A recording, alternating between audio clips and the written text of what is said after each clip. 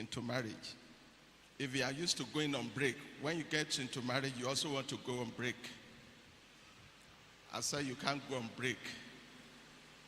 Is from beginning to end to stay together. So, and I thank God that God has given me the grace to be married for about 26 years without a break.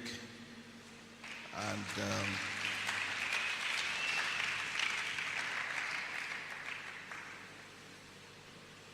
I think God made it so, and my wife also is very instrumental to that. And I thank God for that. Now, we have limited time because I'm told we're supposed to close 12 o'clock. So we'll see how we can I get a better sound? We're talking about our homes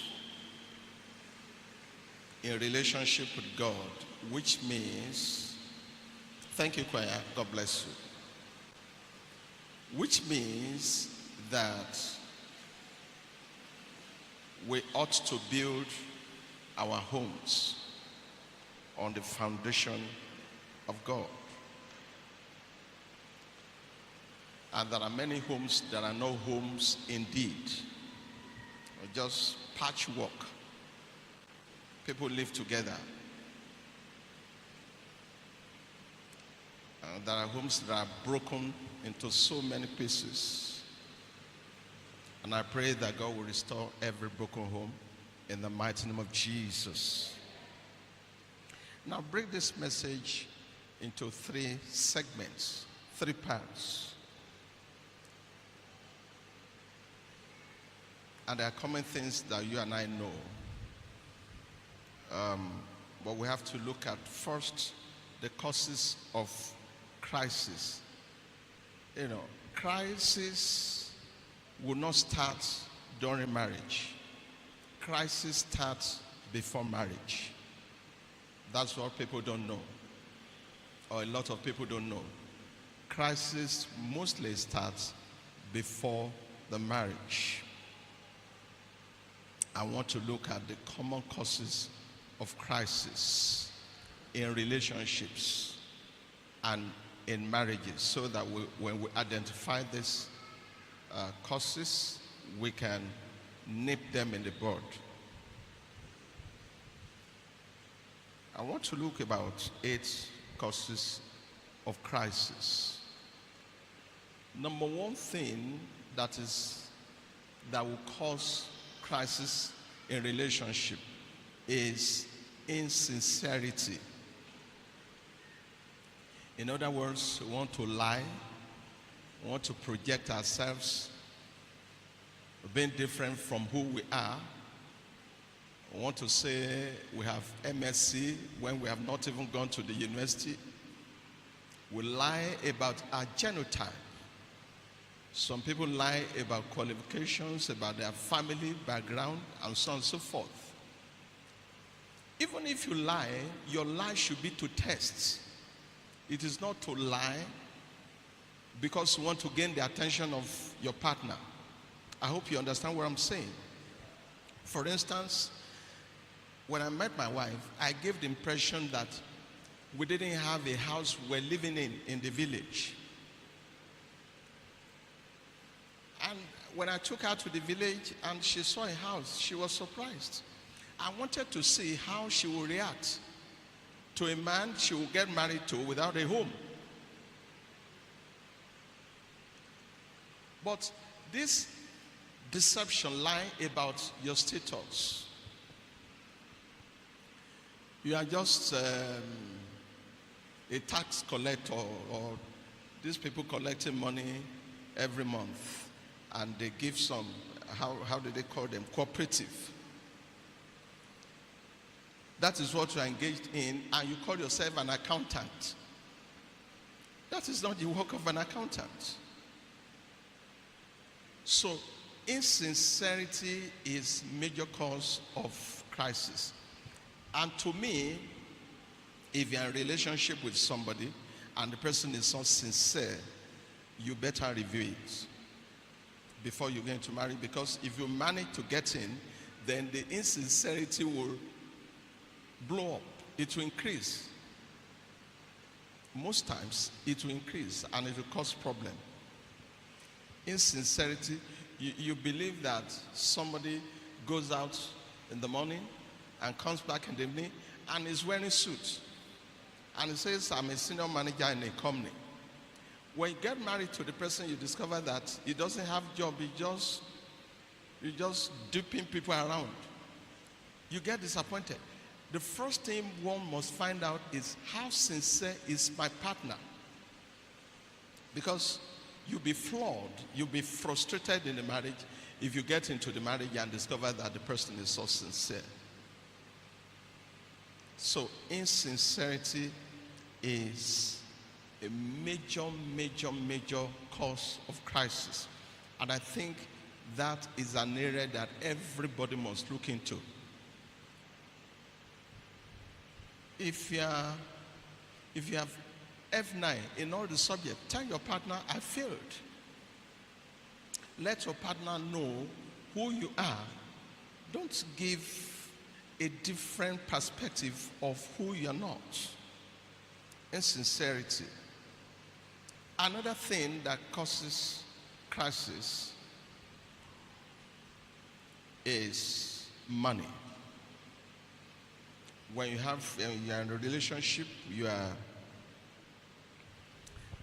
married, money is a major thing. When you have two people coming together, one possibly is a free spender, then the other one is a miser, doesn't want to spend money anyhow.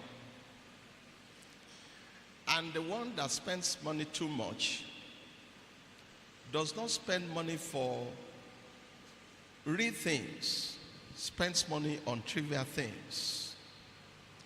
That will create crisis in the relationship. And so there must be an understanding on how to manage resources. If there's no understanding, then there'll be crisis. We're just identifying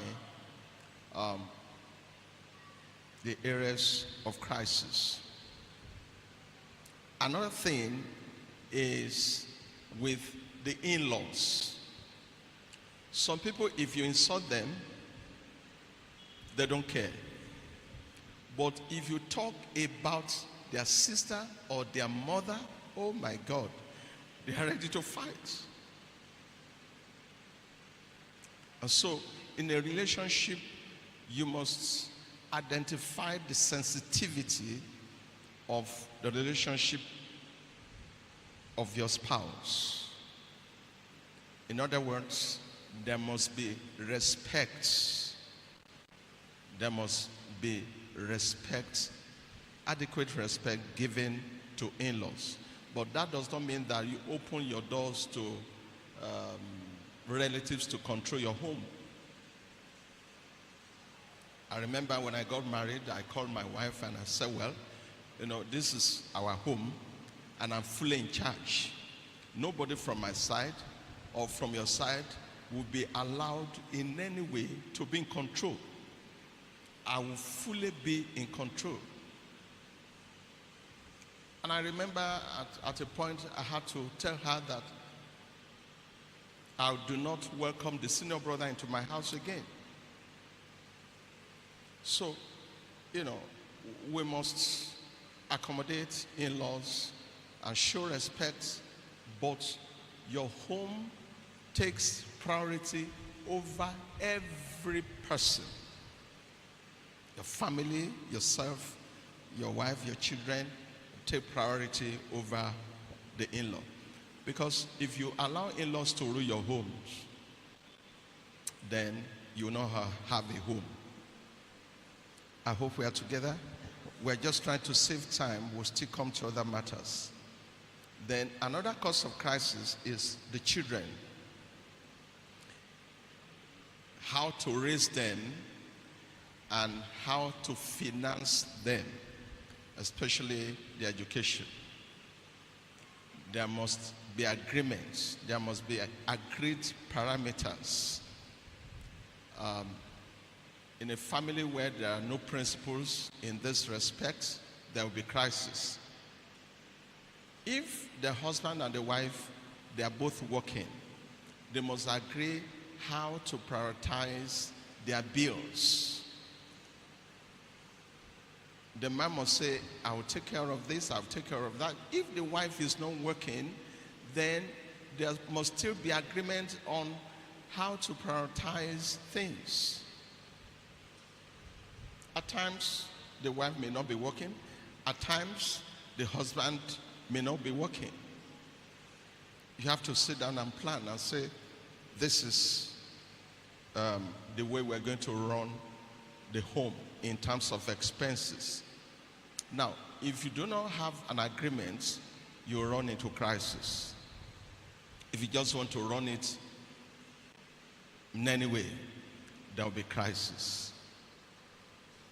Another thing is sex.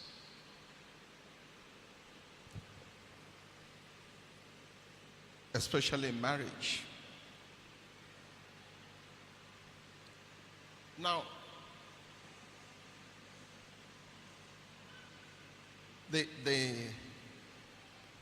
in so many cases, women will prefer closeness, foreplay and all of that. But in some cases, some men, they just want to go into real action. There must be that closeness that will lead to it. And that's why sincerity must come in. You must open up from the beginning.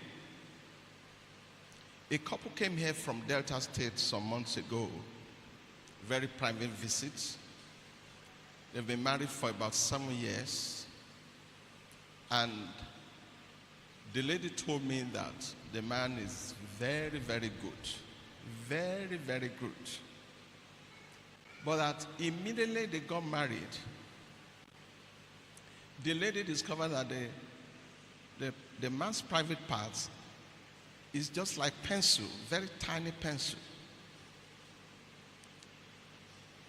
And she discovered that when they were cutting, the man never exposed his private part, which was insincerity. He hid everything about his private part until they got married. And after marriage, they discovered that there's no satisfaction. So there must be understanding, but we still come to how to manage this cause of crisis. Then another cause is communication lapses.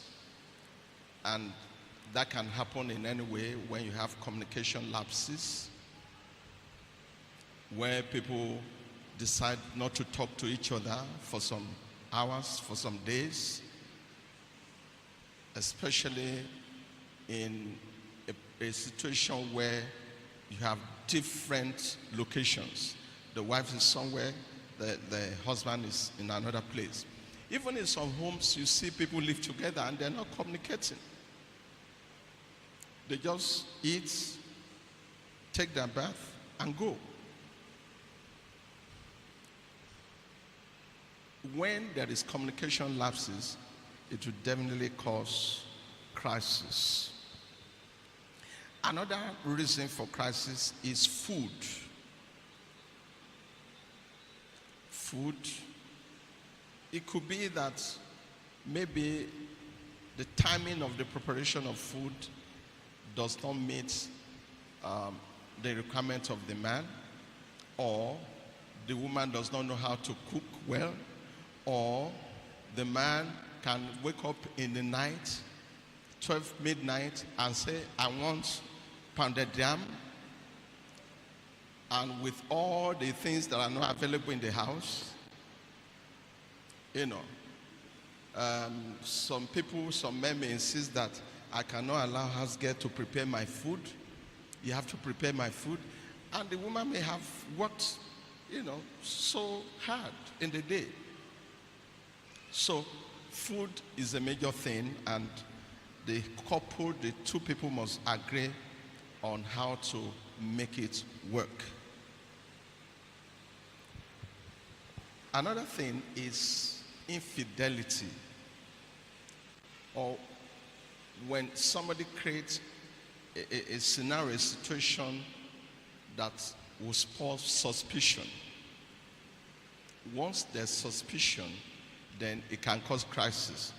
A person that's aggrieved or annoyed about infidelity or suspicion about infidelity may not even say it out and will be fighting in his heart. He's just working on the basis of suspicion. And in some cases, it may be real. So, these are the things that majorly cause crisis in relationship in the home. But I want us to be brought to an attention in Genesis chapter 2, verse 18. The Bible says, God said he saw that it was not good for man to be alone, isn't it? God said it was not good for man to be alone. And if it's not good for a man to be alone, is it good for a woman to be alone? No. Now, whatever God sees that is good, the devil sees the opposite direction. In other words, devil does not like marriage. Devil does not like good relationship. And he will fight it. We learn it from the experience of Adam and Eve. They were put together by God. It was the first marriage put together by God himself. But what ended it? Crisis. And that's why Adam was telling God, it was the woman you gave me. The woman you gave me. That's why some people say, I prayed about this relationship, and God said the person is good. Now, this one is not about prayer. God himself put them together. Adam did not expect that the person that God gave him would deceive him to follow the path of Satan. Are you with me? So, it is important for us to know this, that whatever God deems good, the devil does not want it to work. And marriage is one of the key things that the devil will fight so that it doesn't work. And that's why we need knowledge and we need prayers. And God will help us to understand in the mighty name of Jesus. Let me read to you before I go to the second part. 1 Peter chapter 3 from verse 1 to 7. 1 Peter chapter 3 from verse 1 to 7. I will read from Message translation. It said, the same goes for you, wives. Be good wives to your husbands, responsive to their needs. There are husbands who, indifferent as they are to any words about God, will be captivated by your life of holy beauty. In other words, there are people, they are not going to listen to anything they hear, but they want to see you manifest, good behavior. What matters is not your outer appearance, the styling of your hair. There was a lady that came to me and said, I dress hot, my husband doesn't see it. It means he wants to see something within, not the outside. What matters is not your outer appearance, the styling of your hair, the jewelry you wear, the cut of your clothes, but your inner disposition. Cultivate inner beauty, the gentle, gracious kind that God delights in. The holy women of old were beautiful before God that way and were good, loyal wives to their husbands. Sarah, for instance, taking care of Abraham, will address him as my dear husband.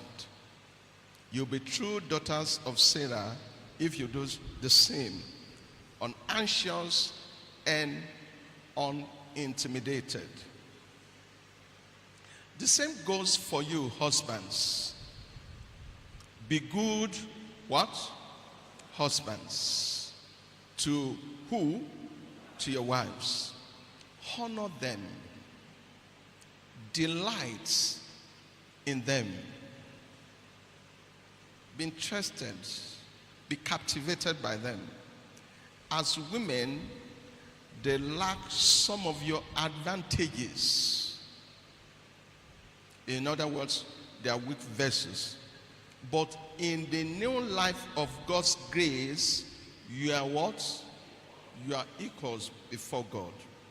Treat your wives then as equals, so your prayers don't do what? Don't run aground. In other words, when there's crisis in the family, in the home, they will hinder prayers. I don't care who gives you prophecy. This thing is going to happen. This is going to is good. There will be delay. Most times when we have delay of good things coming, they are caused by us. And the devil knows this, so he uses it as a weapon to push good things forward. And he can push it for 30, 50 years. In fact, you may never get some of them until you die. And that's why we have to be very, very, very careful. Any home that is going through crisis, just know that there's something that the devil is stopping from you. Could be finance, could be help, could be anything. And the devil is very, very smart. So we have to be careful. Everyone will have reason to get angry, to want to fight. But those are not strong enough to make you to delay the blessing of God. So we want to talk about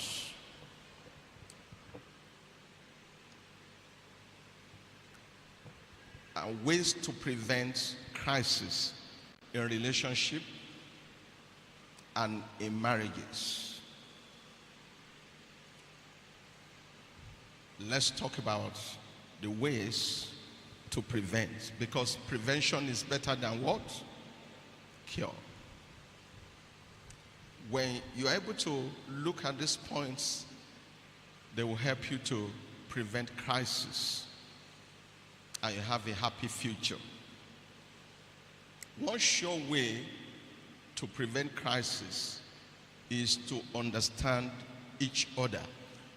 Because a lot of us, we live together, but we don't understand each other. We do not understand who the wife is. The wife does not understand who the husband is. We are just through an average Nigerian who will buy a phone. Instead of going through the manual to understand what is buying, he will just be using it. He's not careful to examine how to use the phone. That person that you see is an embodiment of so many things that you need to unravel. So you need to unravel the mysteries and everything about that person. Don't just count on the words or the things you see on the surface. You have to understand, who is this person? Who is this lady? Who is this man? Understand the composition. Understand what he reacts or she reacts to. Understand what makes him happy, what does not make him happy. Understand what will make him depressed. Understand the way of life. Everybody you meet has his own preferences for everything. So, in order to avoid crisis or prevent crisis, you need to understand who you are relating with. It's not just in marriage. If you are close to somebody, you need to understand the person. Within a month, you should be able to say, this is this person. You need to really understand. The understanding of the personality that you relate with will help you to be able to manage your relationship with the person. Even when you work with people in the office, whether at high level or low level, you need to understand. That's why some people say, oh, manager's son, manager's boy. Because they work together, they understand each other. And the ones that don't understand the manager, they envy, because they don't know how to relate with the manager or the senior person. So you have to understand your partner, the person you are relating with, so that you can manage the person properly. Number 2, don't compare your spouse or your relationship with another at all. There's the tendency for you to want to do comparison. I'll say, hey, do you know that when my friend requested from the husband that she wanted to buy a shoe, the man just gave a check of 50,000 without asking how much it costs to buy a shoe. That is the man, and you don't need to raise it. In fact, if you say that to a reasonable man, if he had wanted to give you up to that, he will stop it.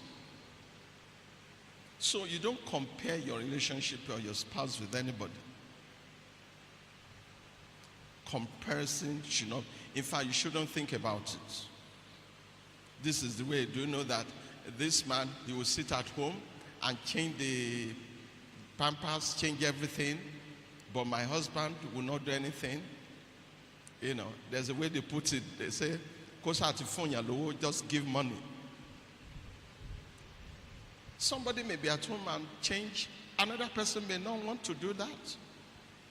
So you don't want to force the person, your husband, to behave like another man, and vice versa, the woman. So you must not draw any comparison at all. Another thing is, you must learn to stay together and not separate at all the times. You must blend together. You must learn to interact very well. You must learn to be close. Sleep. If you are married, sleep on the same bed with your spouse. If you are different locations, then you must call regularly. That if you don't call, the person will say, oh, something is wrong. And you shouldn't say, oh, I'm the only one calling. No, let it be only one calling. It doesn't matter, as long as communication is on. So you must make sure that you stay together and communicate very well. We are talking about preventing crisis. Another point to prevent crisis is you must settle your differences quickly. You must not allow it to linger. Differences will come up. Disagreements will come up. Arguments will come up. But immediately you must find a way of settlement. If you are saying, let me just have my time first, you are cooperating with the devil. Because once disagreement comes up, as you are thinking negative things, the other person is also thinking negativity. And if it grows up, you are breaking the relationship. So to prevent it, once there is a disagreement, you must find a way to settle. Don't allow the disagreement to linger. Whether the person is far or near doesn't matter, as long as you can reach order. And don't be proud to a level that I won't be the first to call. It's pride. I'm the one that was offended in this case. Whether you are the one offended or you're the one on the fence or the one that is right according to your perception, anybody should pick up and call. Even if 100% you are right, you can still prompt the discussion about settlement and reconcile. Let the person know we have to reconcile. We have to talk things over and reconcile. Let there be peace. Then you open up and discuss. So don't allow anything like that to linger. You have to settle fast. And you have to know that relationships and marriages are made up of forgiving forgivers. As you forgive this one also forgives you. When you see two people living together, they are forgiving each other so many times. So you have to settle fast. Another way to prevent it is you have to learn. I put it learn. You have to learn how to apologize sincerely. Learning how to apologize sincerely is very, very important. Do you know we all apologize, but we know that some apologies are just mere apologies. They are not sincere apologies. And there are apologies that are attached with attacks. Okay, I'm sorry, but yesterday the insult was too much. Yesterday, by the time you mention all of this, the apology is eroded. You have not given an apology. In fact, you want the person to give you double apology. What an apology, you say, okay, you want me to apologize? Okay, I'm sorry. Shut up. Is that all? Is that all you want? Do you need more? Is that an apology? No. And when you give fake apology like that, the person knows. And that infuriates more. It gets the person angered the more. So apology must be sincere. That's how to prevent it. But you find many people who are very arrogant. They don't want to apologize. Some men, they say, I'm the man. I can never go wrong. I can't apologize. It must be either way. Do you know that I was so pleased? A man came to me and said, even when my wife is wrong, I always apologize. If I don't apologize, there can't be peace in the house. So, irrespective of who is right or wrong, the man apologizes. If you need to do that to keep peace, why not? Hallelujah. Are we sit together? Then you have to recognize the place of deliverance and prayer in order to prevent crisis. You have to recognize the place of prayer and what? And deliverance. Many things cause crisis that are spiritual. Number one, you must know that the devil does not like marriage. So he can attack your finance. He can attack health. He can attack any area. Do you know that when some couples come together, some strange things may happen, and the man may be saying, oh, since I got married, I've never made money, or I've never got this, since I got married, 3 years, I've never changed my car. Because the devil will attack that marriage, I want to give the impression. when two people come together, what happens to the brain is the brain will be calculating, what have I gained since I married? Married people, am I saying the truth? As the man is calculating, the woman is also calculating, but they won't say it out. They'll be asking themselves, what have I gained since I got married? The devil wants to attack. So you need prayer and deliverance to prevent crisis. Sincerely speaking, if not for prayers and the power of the word of God and deliverances, so many homes will have been broken. So many. So many. So it's important that we expose ourselves to prayer and deliverance. Very important. Another thing is you have to surround yourself with people in healthy relationship. In other words, the people you interact with must be people who are in healthy relationship. I'm not just saying in any form of relationship, but the relationship must be what? Healthy.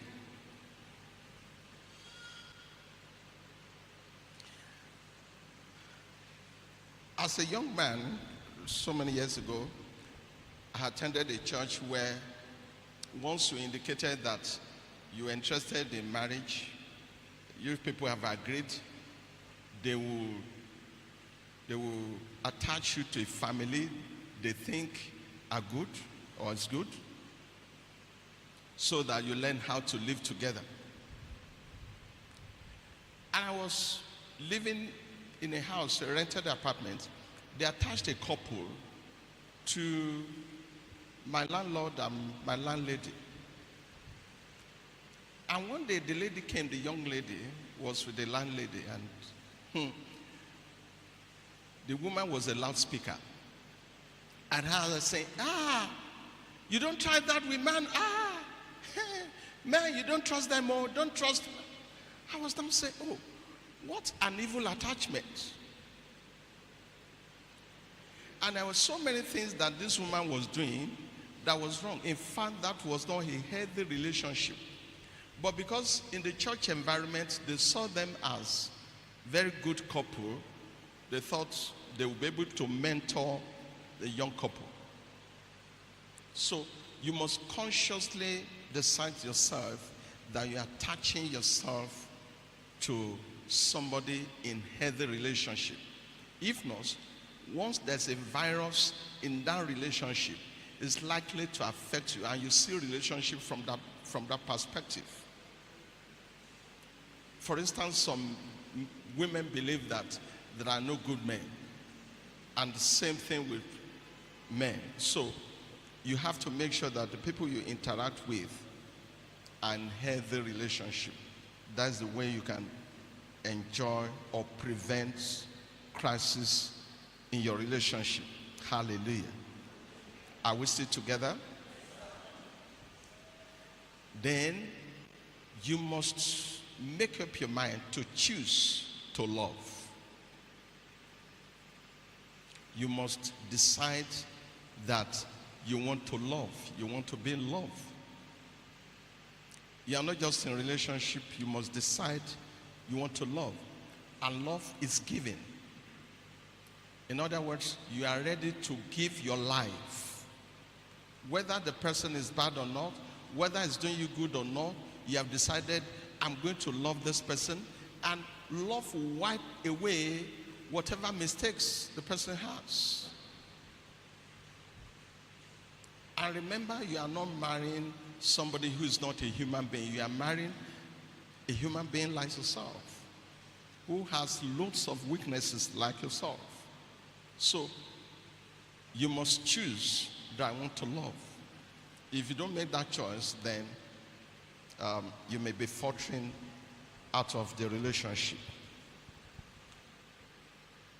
Another way to prevent crisis is you must act as if your spouse's happiness is more important than yours. Don't look for your happiness first. Look for the happiness of your spouse. Then you see that he'll give you happiness. But most times, the reverse of this case, we are looking for happiness from our spouse first. You won't get it that way. The better way to get it is to give happiness. Make sure that the person's happiness is paramount to you more than yours.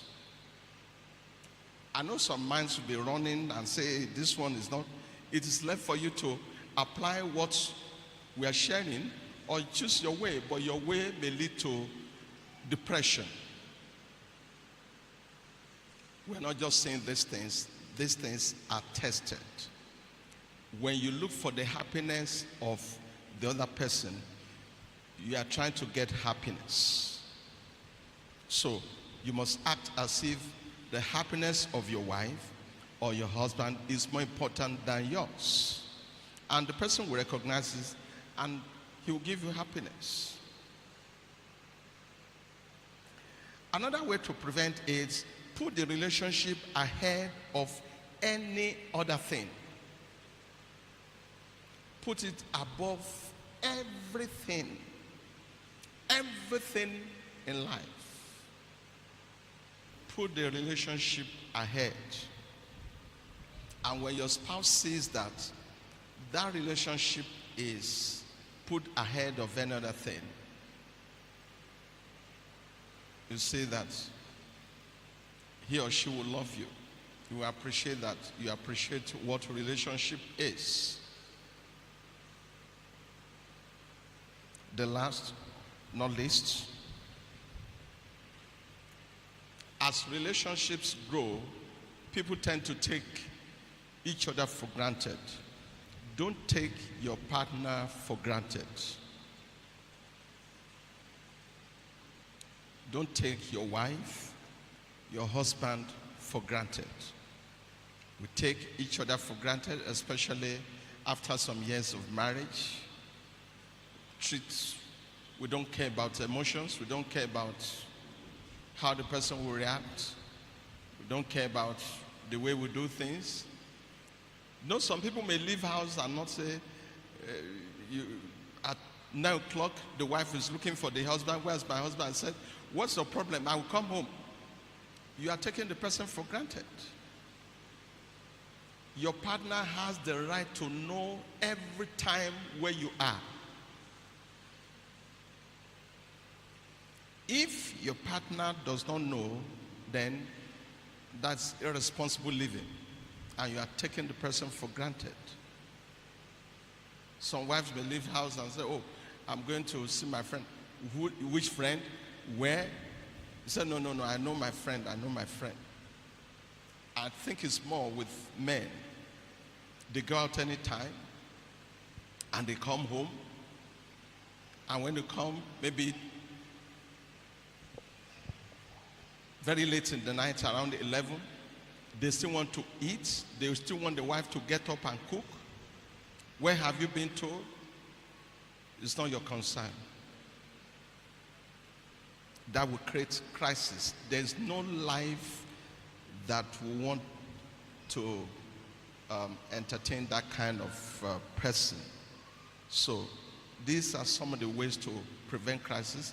If we follow these strategies, I'm sure we will live a happy life. Because of our time, let's go to the third aspect, which is dealing with crisis, especially in marriage, so that we can be happy in our homes. Dealing with crisis. Are we sit together?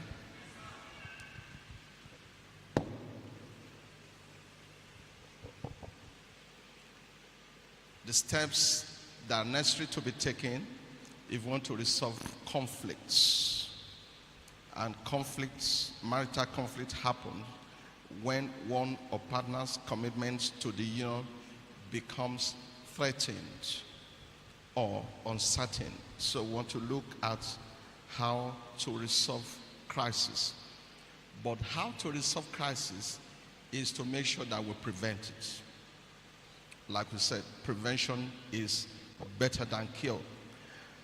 One of the ways we can resolve crisis is to identify, accept, and adjust to our differences, the individual differences. There will be some differences that may appear irreconcilable. There are some people, they know they have a particular weakness, and it may be hard to change the person. Or the change may just come gradually. So we must learn to identify, accept, and adjust to individual differences. A man spoke to me recently. He said something pained him, and he started to cry. And he cried. When he cried, he thought the wife was not hearing. Then he raised his voice deliberately to allow the wife to know that, look, I'm crying. He said, to his surprise, the wife still stayed there. The wife felt there was nothing to bother about. He said, but in other relationships that I've had, he said, hey, they will have come and say, oh, what's the problem? What's the problem? Those are some of the differences. He felt that a woman that is a woman should be bothered that, oh, somebody's crying. So you will find some strange differences. You say, oh, can I live with this? So you must find a way to identify these differences. There are some differences that will emerge after marriage. You just discover, so there's this problem. You have to identify it, accept, and find a way to adjust and manage it. And that is one way to resolving crisis. Another way is you must defeat selfishness. You must conquer selfishness. In other words, you must not look at things from your perspectives alone. Look at things from the collective angle. I hope you are with me. You must look at things from the perspective of a family, of a relationship. Don't just look at things from only your angle. So if you don't defeat selfishness, you'll not be able to manage relationship or marriage. So in order to manage crisis, we must defeat selfishness. And when you're not selfish, even when you are right, you approach your partner for settlement. Maybe your partner is adamant, and the one that is wrong. You that is right, go to the person and say, I want this thing settled. It's getting too long. Because the longer it takes, the more problem you have. So selfishness must be taken care of. Another thing is peace must be the paramount in your heart. You must pursue peace with your partner at all times. You must look for a way of engendering peace. If there's no peace in the relationship, then there'll be sure crisis. You must look for peace. Don't expand the crisis. Now, for instance, there are some relationships, maybe they agree now that we're married, we're not going to have anybody to come in between us. If there's such an agreement, then the two must observe the codes of the relationship. If you take the situation to another person, then you are causing problem. You must respect the terms to guard the relationship. And so you have to pursue peace.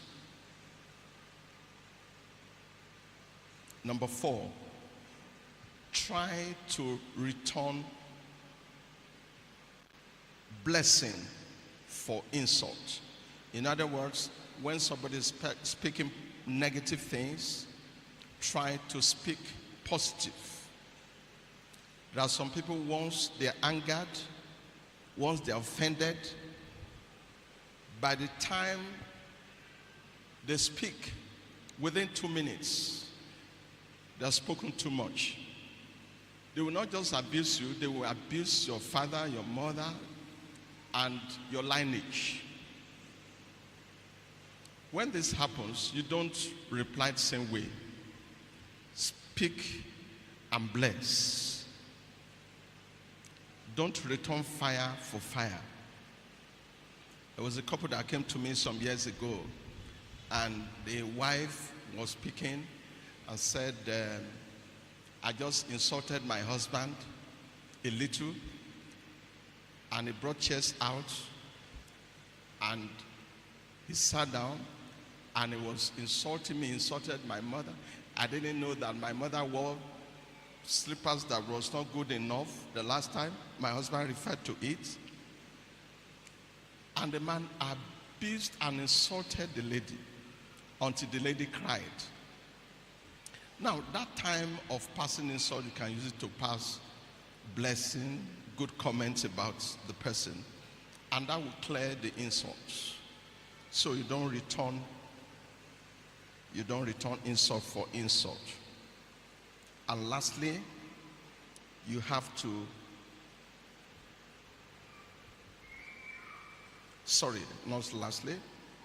number 5, you have to explore loving confrontation.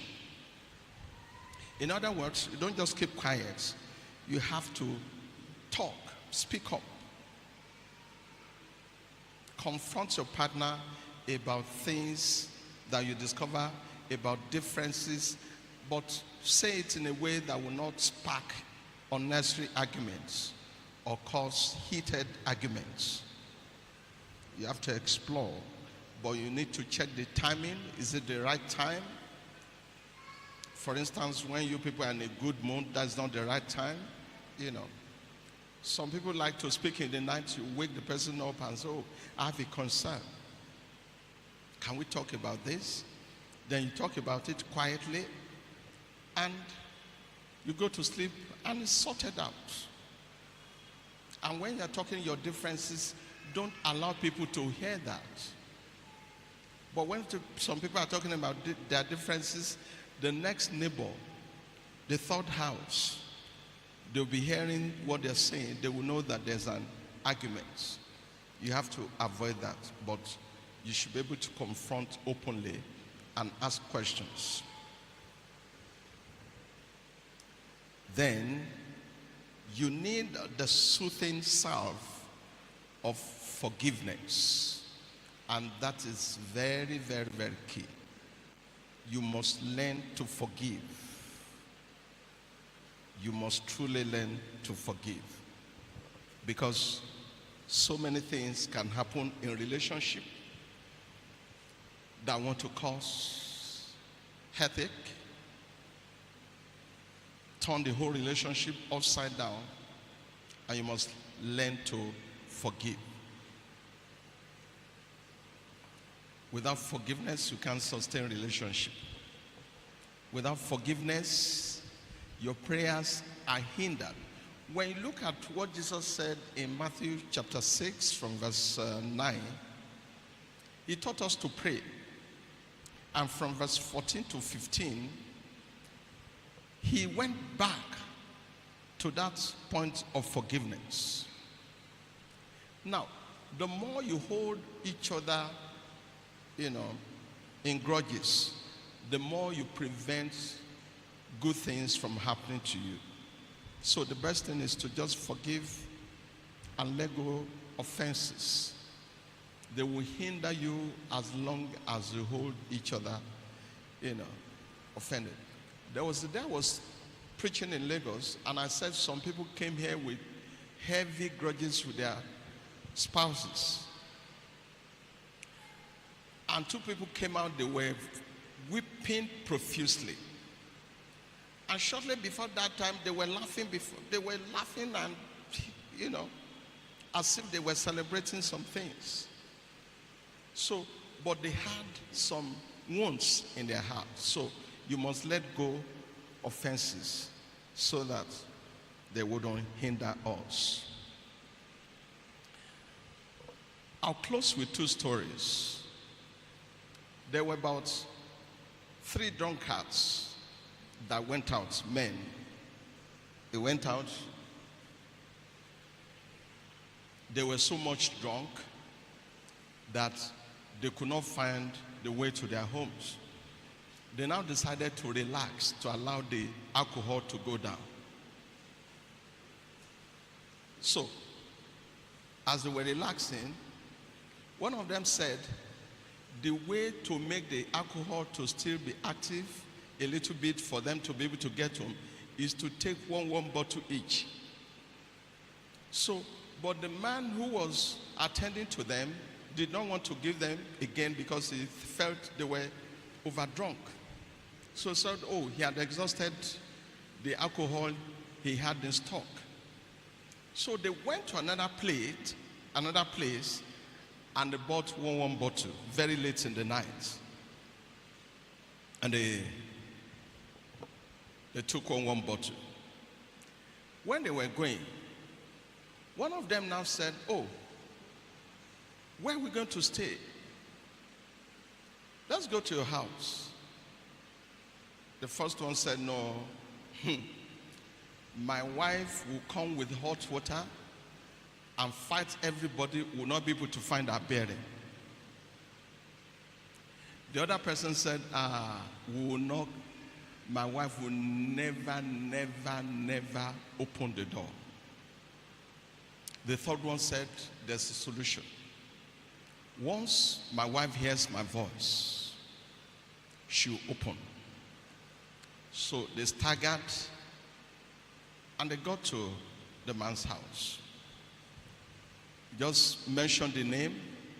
I said, please come and open. The woman opened and welcomed. Oh, you are 3. Oh, what can I get for you? Are you hungry? What do you want? They looked at her. The 2 other ones were trying to compare her with their wives. This woman, the woman ran to the kitchen. They said they wanted rice. So the husband was, moving up and down, saying, hey, I told you. No. As they were running to the toilets, they were coming back, they were, and the woman was preparing food, prepared the food, served hot food, stay with them. They took the food, and while they were eating, the woman went to the rooms to prepare the guest room and ushered them to the room, gave them towel. They took their bath. When they woke up, they said, our friend, you are very bad. This woman is the best woman we have ever seen. They asked her, which church do you attend? From that day, they decided to change. That's how they stopped taking alcohol. What that means is your positive response to negativity can change the person.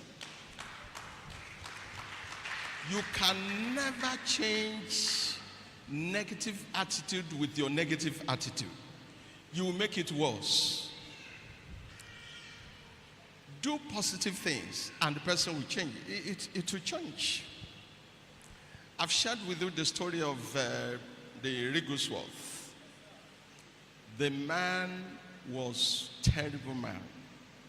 And the woman was very, very close to God, going to church and praying. One day she went to the church and came back in the cold, knocked the door. The man refused to open. She banged again. The man refused to open. Then the woman just called out herself, used her, whatever she used to cover herself, and slept in front of the door until morning in the cold.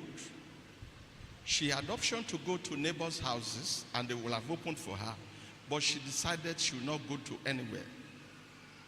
And she stayed there. The man was surprised that, where could my wife be at this time? Opened the door and found the wife by the door. Shocked. She was shivering. Do you know the woman greeted me and said, "Good morning, my husband. What can I give you for breakfast?" The man was shocked. She went to the kitchen, prepared the breakfast for the man, did everything that she ought to do as the wife to the husband. Thank you. Before she could attend to herself, she didn't go to the bathroom or to anywhere to attend to herself first, but she attended to the husband first before attending to herself.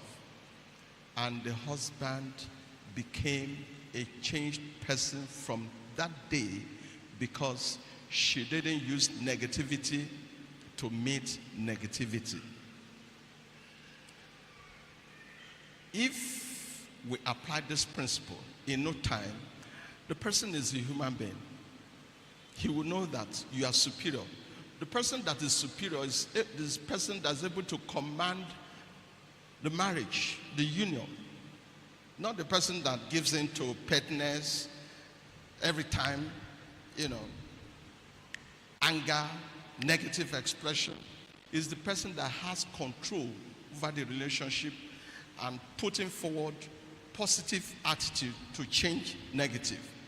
Because God may have planned that's going to use you to change that person. Don't think that you're married to a negative person. God wants you to change the person. So you, where you are strong, change the weak person. And you will see that with your positive attitude, the whole life of the person will change.